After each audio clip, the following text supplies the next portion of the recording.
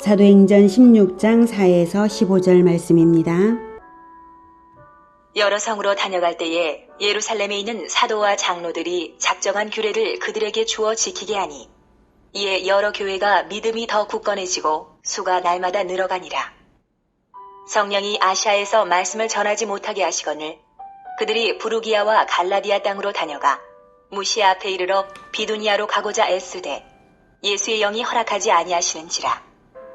무시아를 지나 드로아로 내려갔는데 밤에 환상이 바울에게 보이니 마게도냐 사람 하나가 서서 그에게 청하여 이르되 마게도냐로 건너와서 우리를 도우라 하거늘 바울이 그 환상을 보았을 때 우리가 곧 마게도냐로 떠나기를 힘쓰니 이는 하나님이 저 사람들에게 복음을 전하라고 우리를 부르신 줄로 인정함이러라. 우리가 드로아에서 배로 떠나 사모드라게로 직행하여 이튿날 네아폴리로 가고 거기서 빌립보에 이르니 이는 마게도냐 지방의 첫 성이요 또 로마의 식민지라.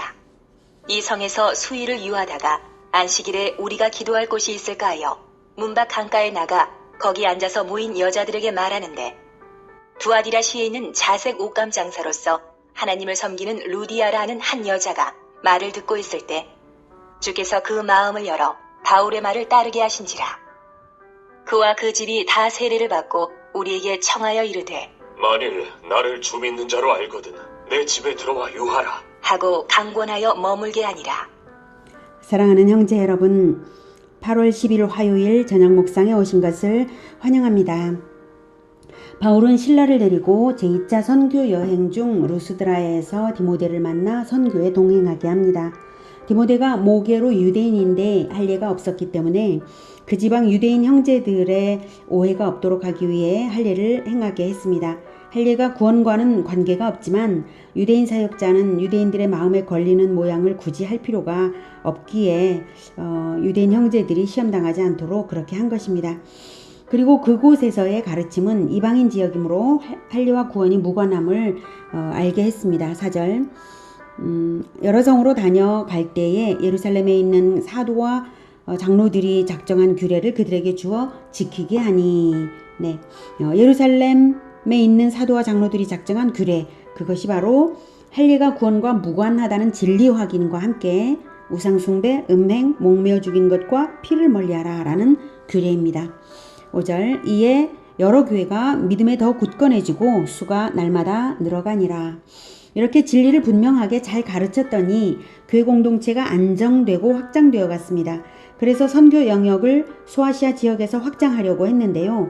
진로가 막혔습니다. 6절 성령이 아시아에서 말씀을 전하지 못하게 하시거늘 그들이 부르기아와 갈라디아 땅으로 다녀가 무시아 앞에 이르러 비두니아로 가고자 애쓰되 예수의 영이 허락하지 아니하시는지라. 무시아를 지나 드로아로 내려갔는데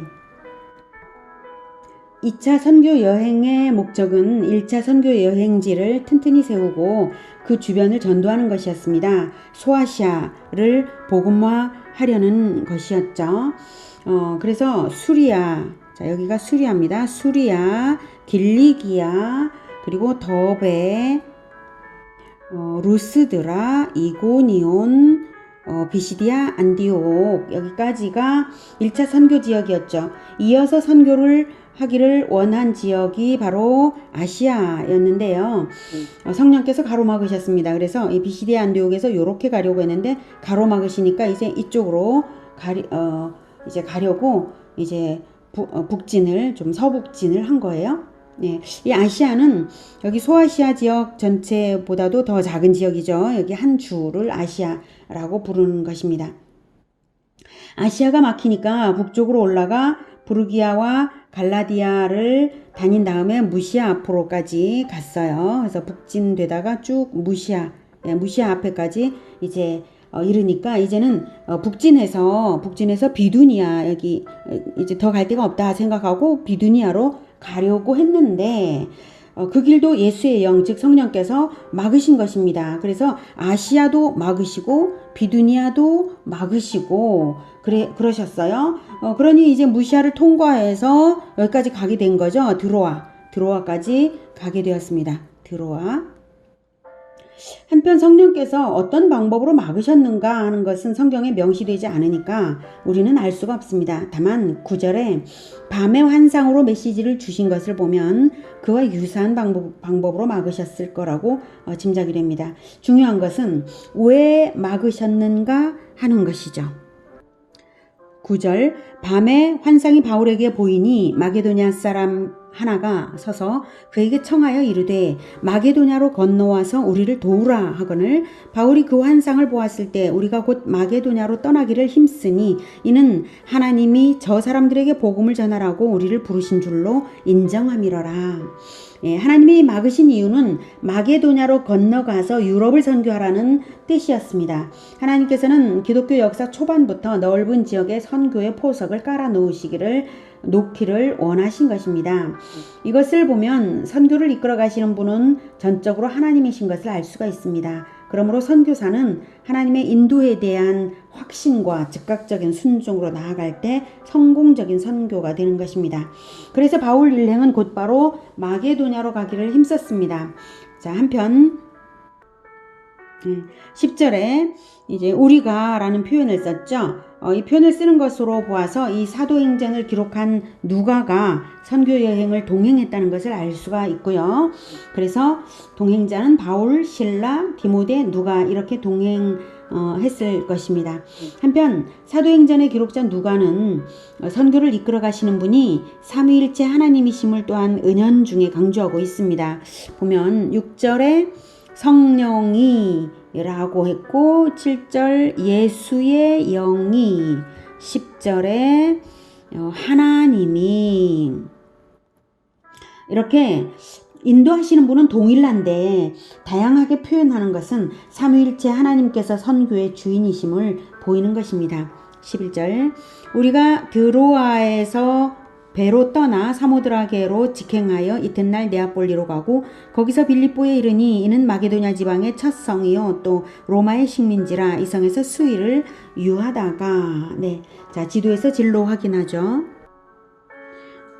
자 여기 드로아에서 건너가서 자 여기 마게도냐가 여기 이 땅입니다. 드로아에서 건너가서 이렇게 빌립보로 간 거예요.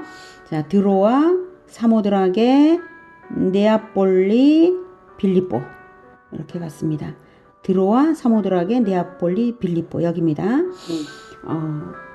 이 빌립보가 바로 빌립보 교회를 세운 곳이고요. 성경 빌립보서가 이곳 교회를 대상으로 쓴 편지입니다. 그러니 이 빌립보가 아주 중요한 지역임을 알 수 있죠. 빌립보는 유럽으로 나가는 관문이라고 할 수 있습니다. 그러한 곳에서 빌립보 교회가 세워지도록 하나님께서는 중요한 만남을 예비하셨습니다. 13절 안식일에 우리가 기도할 곳이 있을까 하여 문 밖 강가에 나가 거기 앉아서 모인 여자들에게 말하는데 유대인들이 있는 마을에서는 보통 회당이 있죠. 그리고 바울 일행은 언제나 새로운 지역에 가면 회당을 가장 먼저 가곤 했습니다. 근데 유대인들이 회당이 마련되지 못한 마을에서는 유대인들이 강가나 들판에 모였습니다. 그것은 도심의 번잡함을 피해서 예배하고자 하는 것인데요. 바울 일행은 회당이 없으니까 강가로 향한 것이죠. 그래서 빌립보는 회당이 없었기 때문에 강가로 나가서 유대인들에게 말씀을 전하고자 한 것입니다. 마침 모인 여자들이 있었던 것은 그녀들이 유대인 여자들이었음을 짐작할 수 있고요. 14절 두아디라 시에 있는 자색 옷감 장사로서 하나님을 섬기는 루디아라 하는 한 여자가 말을 듣고 있을 때 주께서 그 마음을 열어 바울의 말을 따르게 하신지라. 자색 옷감은 왕족이 입는 최고급 옷감입니다. 그런 장사를 하는 사람이니 사업성이 크죠. 하나님께서 루디아를 만나도록 섭리하시고 또한 그녀의 마음도 열게 하십니다. 15절 그와 그 집이 다 세례를 받고 아주 속도가 빠르네요.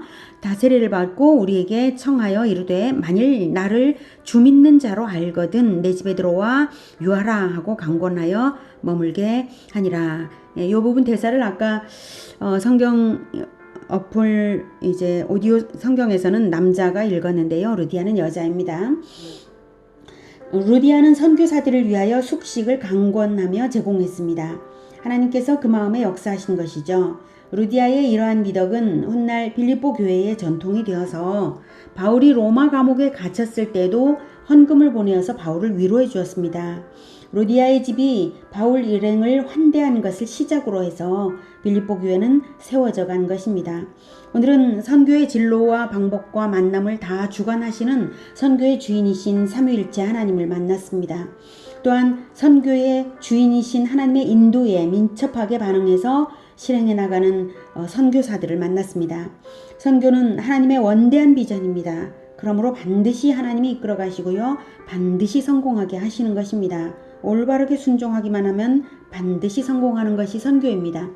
선교사는 다만 하나님의 인도하심을 순순히 순종하는 것만이 필요한 것이죠. 물론 아무 계획도 없어야 한다는 이런 뜻은 아닙니다. 바울 일행도 처음에는 계획을 가지고 출발했죠. 그러나 하나님은 사람에게 계획은 사람에게 있다고 할지라도 그 발걸음을 인도하시는 분은 여호와라고 성경은 말하고 있습니다. 하나님께서 늘 발걸음을 인도하심으로 내 계획이 있을지라도 그 계획을 고집할 것이 아니라 중간중간 계획 수정을 성령의 인도를 받을 때에는 계획 수정을 하면서 그 발걸음을 인도하시는 대로 발걸음을 옮긴다면 하나님께서 가장 좋은 길로 인도하시고 성공되게 하시는 것이죠. 우리의 인생이 선교 사역이 되고 우리가 선교사가 되고 우리의 일상이 선교가 되어서 날마다 하나님의 큰 축복 안에 있기를 축복합니다. 기도하겠습니다. 하나님은 모든 것을 큰 그림으로 계획하시고 선교사들의 발걸음을 인도하십니다. 우리 예수제자교회도 하나님께서 발걸음 인도하셔서 이 제주선교에 귀한 일을 할 수 있게 주님 허락하여 주시고 사용하여 주시옵소서. 그리고 우리가 민첩하게 주 하나님께서 인도하시는 대로 따라갈 수 있도록 우리를 성령으로 충만케 하시고 인도하여 주시옵소서. 오직 선교는 하나님께서 이루어 가시는 하나님 나라의 큰 그림이므로 우리가 동일한 것을 하나님께서 꿈꾸시는 그것과 동일한 것을 보게 하시고 동일한 방향으로 동일한 방법대로 갈 수 있게 도와주시고 그리고 우리의 손에 많은 선교의 결실, 제주 선교의 결실이 충만하게 주님 허락하여 주시옵소서. 예수 그리스도 이름으로 기도드립니다. 아멘. 이어지는 시간은 개인 기도 시간입니다.